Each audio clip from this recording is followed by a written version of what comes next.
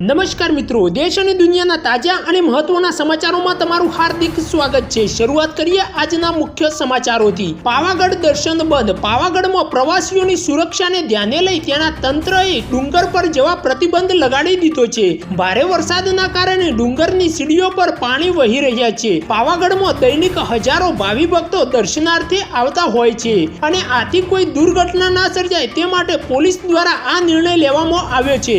હાલમાં વરસાદી માહોલમાં ફરવા નીકળતા પ્રવાસીઓ પાવાગઢમાં માતાના દર્શન નહીં કરી શકે। ત્યારબાદ મહત્વના સમાચારોની વાત કરીએ તો ચાંદીપુરા કોઈ સારવાર નથી। ચાંદીપુરા વાયરસનો ત્રાસ ગુજરાતમાં વધી રહ્યો હોય તેવું જ દેખાઈ રહ્યું છે।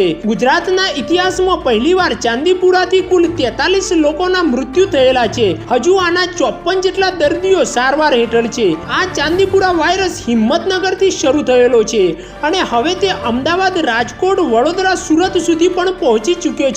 નોંધનીય બાબત એ છે કે ચાંદીપુરા વાયરસનો ચેપ બાળકોને લાગે છે, તેનો ચેપ માટીની માખી કરડે ત્યારે લાગે છે અને ડોક્ટરોના મત અનુસાર વાયરસની કોઈ ચોક્કસ સારવાર અત્યાર સુધી મળેલી નથી। ત્યારબાદ મહત્વના સમાચારોની વાત કરીએ તો એલપીજી સિલિન્ડરનો નવો મહિનો। 1 ઓગસ્ટથી ગેસ સિલિન્ડરની કિંમતમાં ફેરફાર થઈ શકે છે।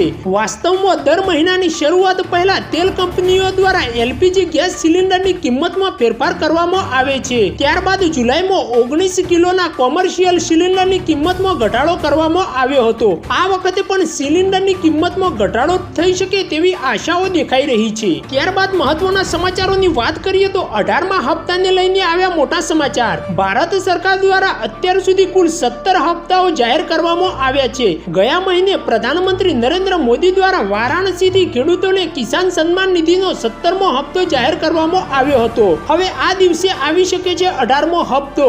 ઓક્ટોબર મહિનામાં આવી શકે છે 18મો હપ્તો।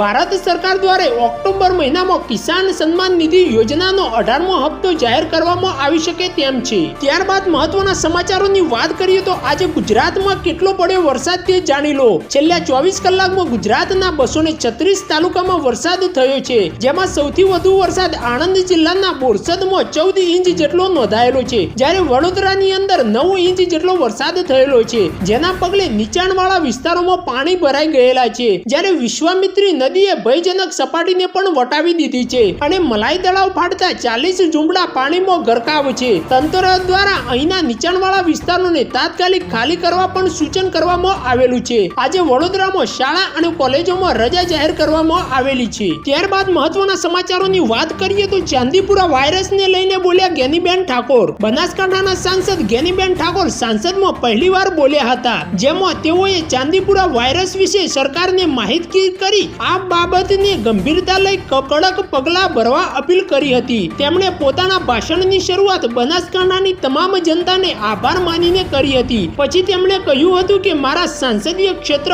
અને સમગ્ર ગુજરાતમાં ચાંદીપુરા નામનો વાયરસ ભયંકર રૂપ ધારણ કરી રહ્યો છે। ત્યારબાદ મહત્વના સમાચારોની વાત કરીએ તો ભારે પવનના પરિણામે રોપવે સેવાઓ બંધ કરાઈ। સૌરાષ્ટ્રમાં છેલ્લા કેટલાક સમયથી ભારે વરસાદને પગલે જનજીવન અસ્તવ્યસ્ત થયું છે, ત્યારે ભારે વરસાદને પગલે ગિરનાર યાત્રાળુઓની સલામતીના પગલે હાલ રોપવે સેવાઓ બંધ કરવામાં આવી છે। જો યાત્રાળુઓ ગિરનાર જતા હશે તો તેમણે 9,999 જેટલા પગથિયા ચડવા પડશે। હાલમાં ગુજરાત પર 3 સિસ્ટમો સક્રિય થઈ છે, જેના કારણે આગામી 5 દિવસ રાજ્યમાં સાર્વત્રિક વરસાદની સંભાવના છે, તો બીજી બાજુ તંત્ર એલર્ટ કરવામાં આવેલું છે। ત્યારબાદ મહત્વના સમાચારોની વાત કરીએ તો અંબાલાલ પટેલે કરી ઓગસ્ટ મહિનાની મોટી આગાહી। હવામાન નિષ્ણાત અંબાલાલ પટેલે ગુજરાતમાં વરસાદને લઈને મોટી આગાહી કરી છે। તેમણે આગાહીમાં જણાવ્યું છે કે કચ્છના અખાત, મધ્યપ્રદેશ અને રાજસ્થાન તરફથી સિસ્ટમની અસરો દેખાઈ શકે છે। હજુ 3 સિસ્ટમ ઉત્તર ગુજરાતમાં વરસાદ લાવી શકે તેમ છે।